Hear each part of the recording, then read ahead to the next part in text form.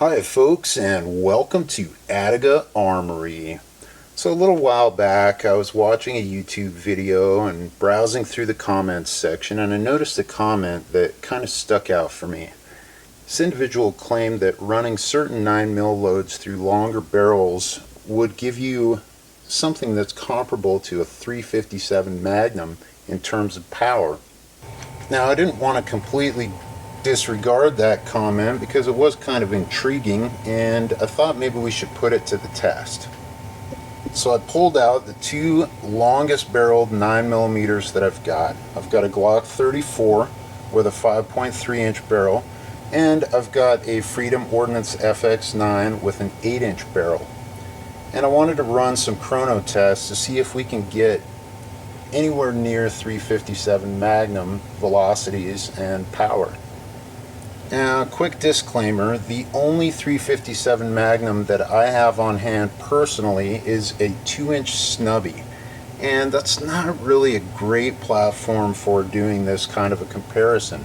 Ideally, we would want to do it out of maybe something in the 4 to 6 inch barrel range, which I don't have, unfortunately. So instead, I'm going to be referencing some data on Lucky Gunner Ammo.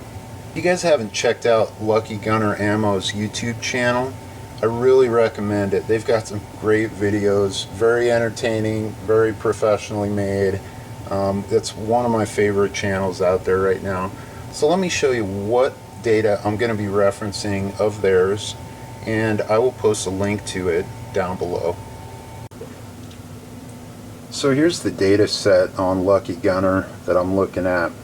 And they have been testing various 38 Special and .357 Magnum loads in a number of different firearms, starting from a very short Luger LCR all the way up to a very long Marlin 1894, and pretty much everything in between. So here's another data set that we're going to be looking at. This is from ballisticsbytheinch.com. These guys have been doing this for a long time. Basically, they test various loads in various barrel lengths, and they also do some real-world firearms down here. And this is kind of mostly the stuff that we're going to be looking at, because I believe up top here, these are all basically test barrels, and they don't really take into consideration the barrel cylinder gap factor, where you're losing a significant amount of velocity compared to what you'll see up here. I'll post a link to this site for you in the description as well. So let's take these guys out to the range and bring our crony and see what they can do. Alright, so here's some of the ammo that we're going to be using today. I've got some S&B 124 grain full metal jacket. I've got some American Eagle 147 grain FMJ flat point. I've got some Fiocchi 115 grain FMJ. Over here we've got some Silver Bear. This is from Barnaul. It's a Russian steel case. It's good stuff though. We got some 124 grain NATO from Winchester. And over here we've got some defensive loads. We're going to try these 9mm plus P 124 grain Federal HST. Alright, I found a couple of 147 grain hollow points. These are Winchester white box hollow points. And then I found some 124 grain plus P Remington Golden Saber. We'll give those a try. Alright, we got the crony set up out here at about 3 yards. Okay, we're going to go with the S&B 124 grain first. I've got 10 rounds loaded in this mag.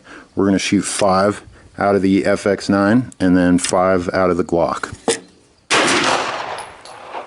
1224, 1227, 1225, 1220, 1220.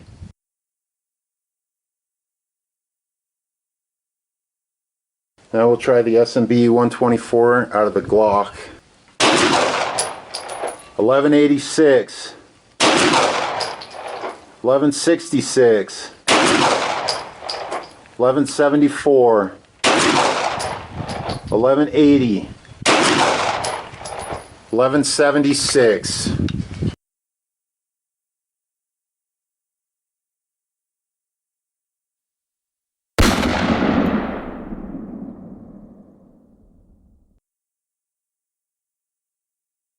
Winchester 124 grain NATO FX-9 first. 1286, 1339, 1280,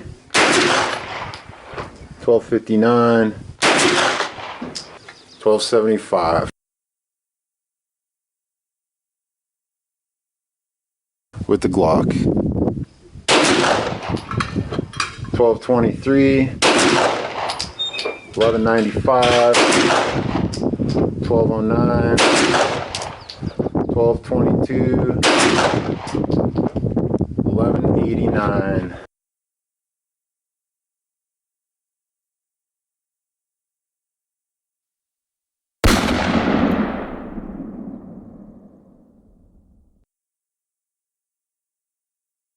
Fiocchi 115 grain FMJ FX-9 first. 1294, 1275, 1272, 1259, 1295. Out of the Glock 34. 1232, 1239, 1200, 1217, 1218.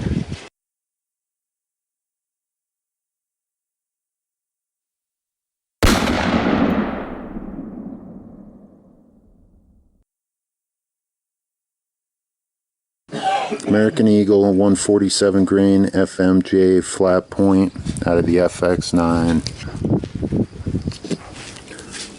We have a failure to feed. You can see that round is just jammed in there, did not feed properly. So I cleared the malfunction. Let's try that one more time. 974. Got another failure to feed, so we're gonna call it on this one.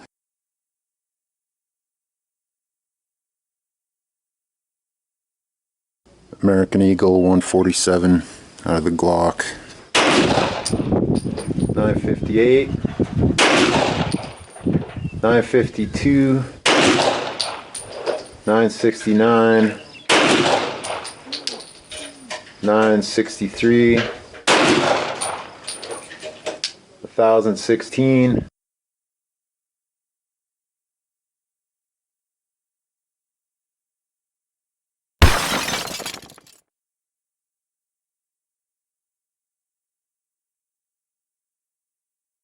Winchester white box 147 grain, 1057, 1069, 1067, 1063, 1054.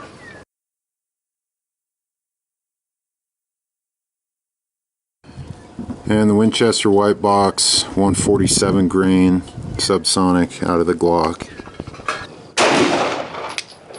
1138, 1032, 1032, 1019, 1029.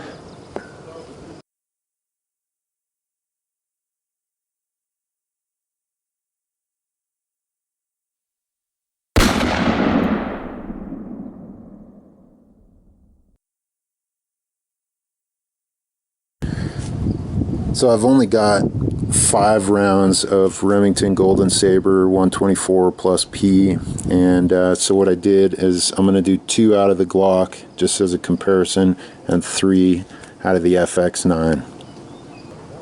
FX-9 first, 1247, 1256, 1250.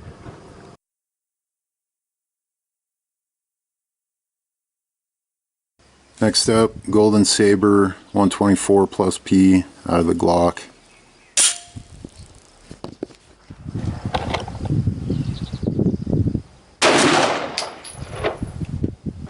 Malfunction 1522, 1439, there's no way.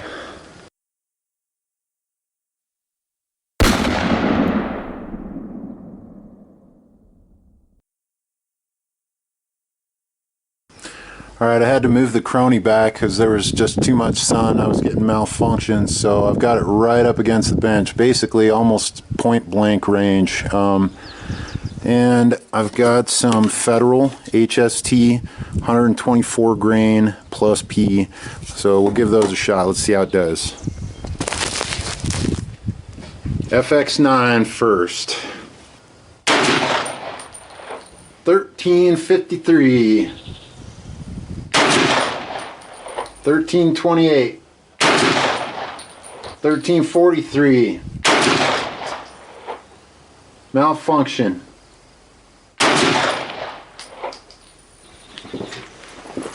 Malfunction. 1382.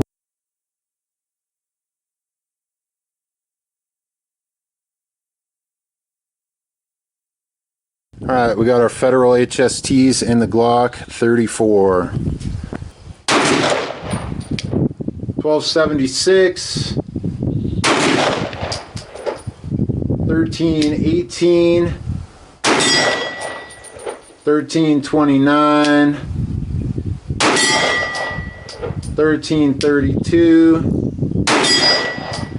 And 1327.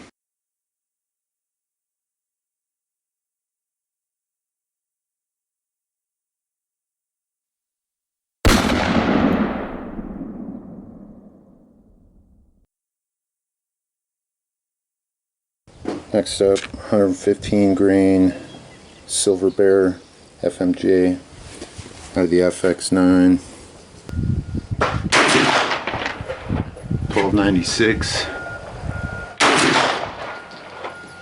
1322, 1333, 1321, 1295.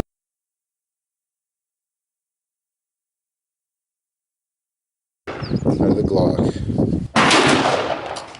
1217, 1216, 1216, 1241, 1217.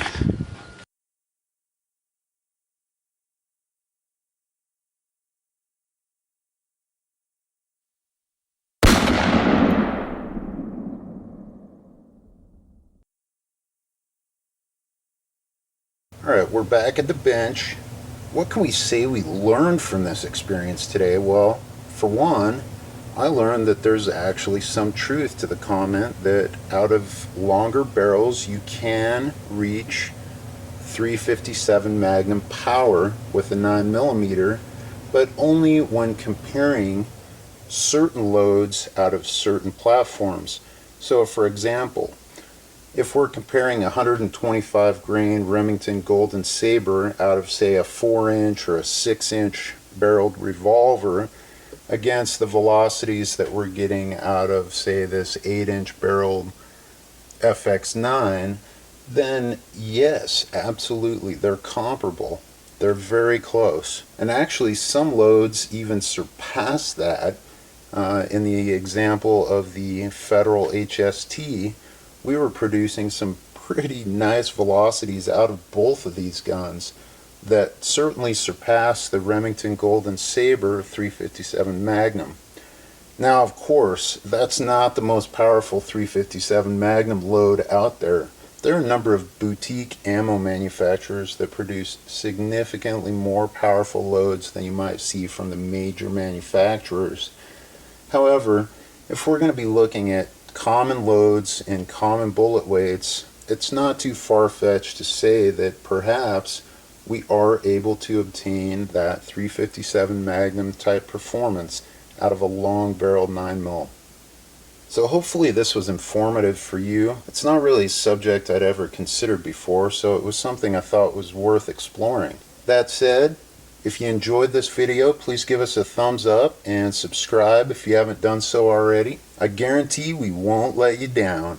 Thanks for visiting today, folks, and we'll see you again next time at Attica Armory.